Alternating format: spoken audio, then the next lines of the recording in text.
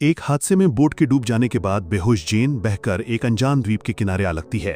जब उसकी आंखें खुलती हैं तो उसे अपना दोस्त ब्रैड पास ही पड़ा दिखता है। वो घबराकर उसके पास भागती है, लेकिन ये देखकर सन्न रह जाती है कि उसके पेट में एक बड़ी सी मूंगे की चट्टान घुसी हुई है।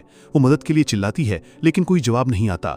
फिर वो ब्रैड की जैकेट से फ्लेयर गन निकालती है और किसी तरह उसे घसीटकर पानी से दूर ले जाती है। वो मूंगे का टुकड़ा निकालकर उसे एक कपड़े से ढक देती है। इतने में ब्रैड दर्द में कराहते हुए सिर्फ इतना कह पाता है, तुमने देखा।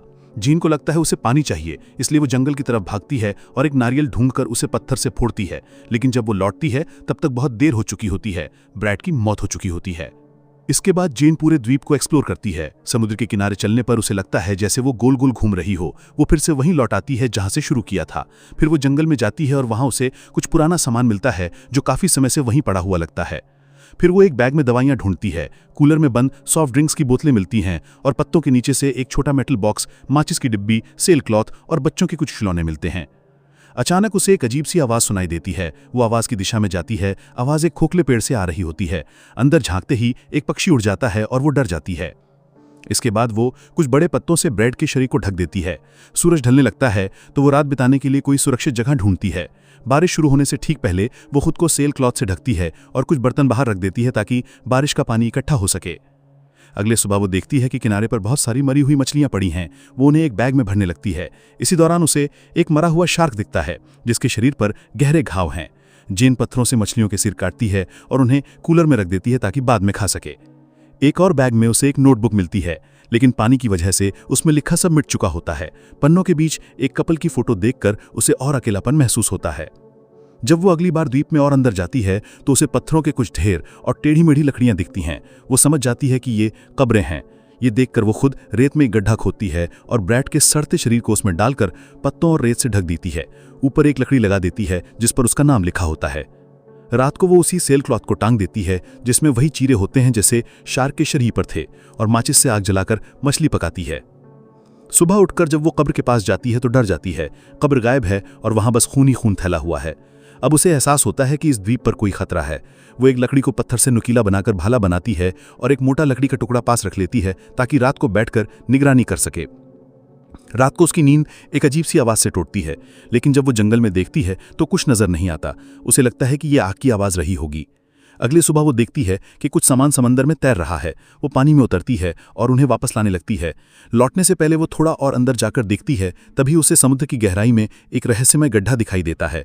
वो और पास जाने की हिम्मत नहीं करती और जो सामान मिला है उसे लेकर किनारे लौट आती है। जंगल में उसे कुछ पुराने कपड़े मिलते हैं जिन्हें पहनकर वो खुद को थोड़ी गर्मी देती है। उसी रात वो फिर उस बॉक्स को चेक करती है जिसमें मृत लोगों की तस्वीरें मिलती हैं। तभी आसमान में एक विमान की आवाज सुनाई देती है।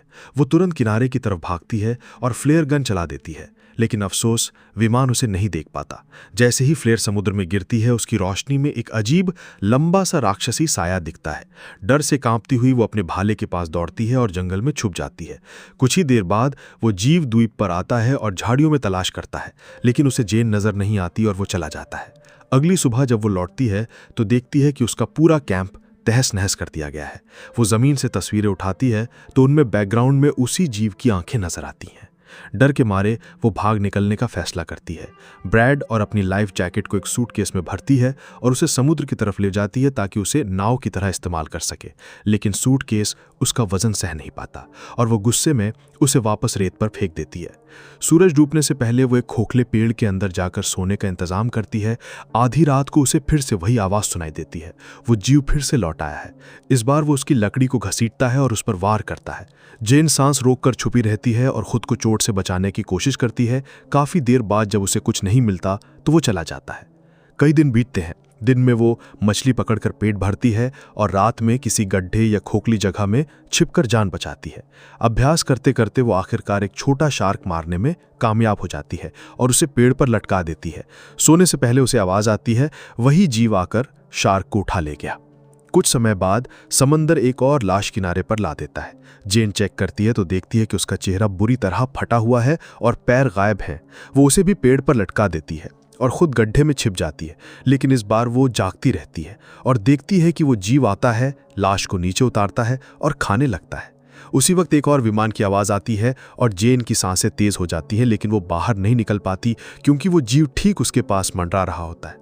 थोड़ी देर बाद जब उसे कुछ नहीं मिलता तो वो समंदर की ओर लौट जाता है, लेकिन विमान भी जा चुका होता है।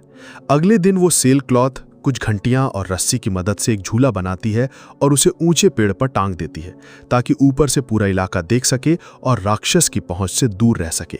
उस रात वो पेड़ के ऊपर झूले में आराम कर रही होती है कि अचानक उसे फिर वही जीव झाड़ियों में दिखता है। वो उसकी रस्सियां खींचने लगता है ताकि झूला गिर जाए। जेन डर से चिल्लाती है और खुद को संभालने की कोशिश करती है, लेकिन सेल क्लॉथ के साथ गिर जाती है। वो तुरंत भागने लगती है और जीव उसका पीछा करता है, कभी जमीन पर तो कभी पानी में छलांग लगाता हुआ।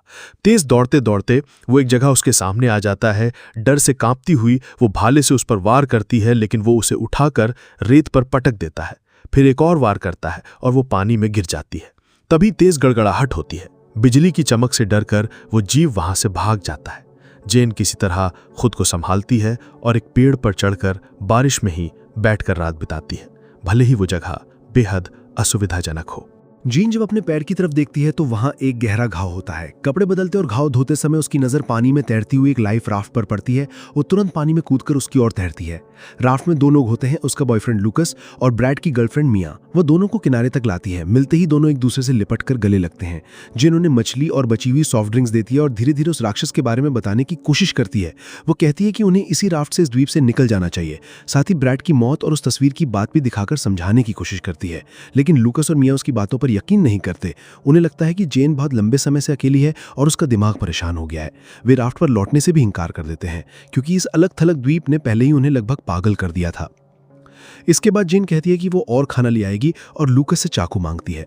जब वो उससे मछली काटने लगती है तो ब्लेड पर खून देखकर उसे शक होता है। वह एक बार फिर दोनों को जाने के लिए मनाने की कोशिश करती है, लेकिन इस बार बहस बढ़ जाती है और लूकस उस पर चिल्ला उठता है। रात होते होते जब दोनों ध्यान नहीं दे रहे होते, वह अपना सामान चुपचाप राफ्ट में रखती है और उसे समुद्र की ओर खिसकाने लगती है, लेकिन तभी दोनों उसे देख लेते हैं और दौड़कर रोकने की कोशिश करते हैं। लूकस उसे पकड़ लेता है और धक्का मुक्की के दौरान जेन मिया को चेहरे पर लात मार देती है। गुस्से में मिया एक चप्पू से उसके सिर पर वार कर देती है। जब जेन होश में आती है तब तक रात हो चुकी होती है और वह खुद को एक पीड़ से बंधा हुआ पाती है। वह दोनों से विनती करती है कि उसे खोल दे, लेकिन वे मना कर देते हैं। मिया उन्हें थोड़ा अकेला छोड़कर चली जाती है। अब लूकस उस पर चिल्लाने लगता है। कहता है कि बोट में जब वो दोस्तों के साथ मजे कर रहा था तो उसे वो सब बुरा लग रहा था। वह हर बात में शिकायत करती थी और ब्रेकअप की धमकी देती थी। जेन को लगता है कि ये सब कहने का समय नहीं है, लेकिन लूकस मानने को तैयार नहीं होता। वह कहता है कि जेन के पास ना घर है ना पैसा और वो उसके बिना कुछ नहीं है। उसके मुताबिक जेन को उसे अकेला छोड़ने का कोई हक नहीं था। इसी बीच मिया समुद्र किनारे चल रही होती है, जहां उसे पानी में मछली के कुछ टुकड़े दिखते हैं। तभी एक चीख सुनाई देती है। लूकस टॉर्च लेकर दौड़ता है और देखता है कि वही राक्षस मिया को मार रहा है। वह टॉर्च से उस पर हमला करता है, लेकिन वो उसे धक्का मारकर दूर फेंक देता है और मिया को लेकर समंदर में कूद जाता है।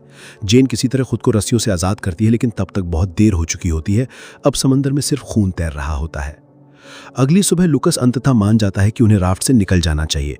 दोनों मिलकर मछलियां पकड़ते हैं और आखिरी माचिस से आग जलाकर पकाते हैं ताकि सफर के लिए खाना तैयार हो सके। फिर दोनों सामान राफ्ट में रखते हैं और निकल पड़ते हैं। राफ्ट में बैठते ही जेन की नजर वहां पहले से मौजूद खून के धब्बों पर पड़ती है। लूकस जैसे ही पतवार चलाने लगता है, वह देखता है कि वही जीव नीचे पानी में तैर रहा है। अचानक उसके पंजे ऊपर आते हैं और लूकस पर हमला करने की कोशिश करते हैं।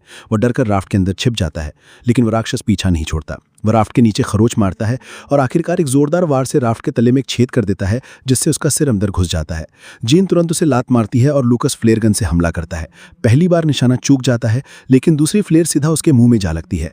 दोनों मिलकर भाले की मदद से उसे वापस पानी में धकेल देते हैं।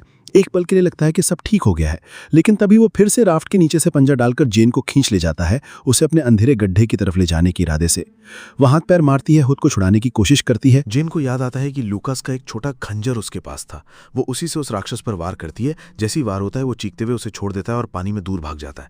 लेकिन उसी वक्त वो देखता है कि लूकस जेन को बचाने के लिए पानी में कूद चुका है। वो तुरंत उस ओर तैरता है और आखिरी पल में उसे पकड़कर अपने अंधेरे गड्ढे में खींच ले जाता है। जेन किसी तरह तैरकर वापस किनारे आती है। उसे याद आता है कि आग अभी पूरी तरह बुझी नहीं थी, उसमें हल्की चिंगारी बाकी थी। वो तुरंत दौड़कर उसे फिर से जलाने की कोशिश करती है और थोड़ी देर में आग फिर से भड़क उठती है। इसके बाद वो अपनी नोटबुक उठाती है और उसमें एक चिट्ठी लिखती है, ताकि अगर वो मारी गई तो कोई आने वाला व्यक्ति समझ सके कि यहाँ क्या हुआ था। अब उसके पास एक योजना है। वो कई भाले बनाती है, लकड़ियां और सूखे पत्ते इकट्ठे करती है और रेत में कुछ गड्ढे खोदने लगती है। इसी दौरान उसे एक कंकाल मिलता है, तो वो उसकी हड्डियों को भी अपने प्लान का हिस्सा बना लेती है। रात होते ही वो जीव एक बार फिर समुद्र से बाहर निकलता है और मछली की गंध को सूंघता हुआ जंगल में घूमने लगता है। जैसे ही वो खाड़ी के पास पहुंचता है, जेन चारों तरफ लकड़ी के ढेर में आग लगा देती है ताकि वो बीच में फंस जाए।